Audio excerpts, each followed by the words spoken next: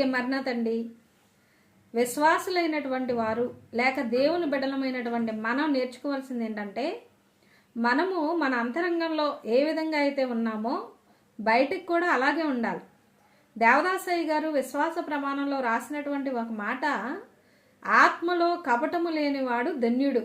నిజంగా ఈ మాట ఎంత శ్రేష్టమైనటువంటి మాట అంటే, ఆత్మలో కపటం అనేది దేవునికి అస్సలు ఇష్టము లేనటువంటి కార్యము. కపటంగా ఉండడం, వేషధారణగా ఉండడం, ప్రేమను నటించడం, లేకపోతే భక్తిని నటించడం, ప్రార్థనను నటించడం, విశ్వాసమును నటించడం, ఆత్మలో కపటంగా ఉండడం, ఎదుటివారితో మాట్లాడేటప్పుడు కపటముగా మాట్లాడడం, కపటమైనటువంటి బ్రతుకు బ్రతకడము, అది దేవునికి వ్యతిరేకమైనటువంటి, దేవునికి ఇష్టము లేనటువంటిది గనుక ఆత్మలో కపటము లేకుండా దేవుని వైపు చూస్తూ సాగిపోయే ధన్యత ప్రభువు మనకు అనుగ్రహించు.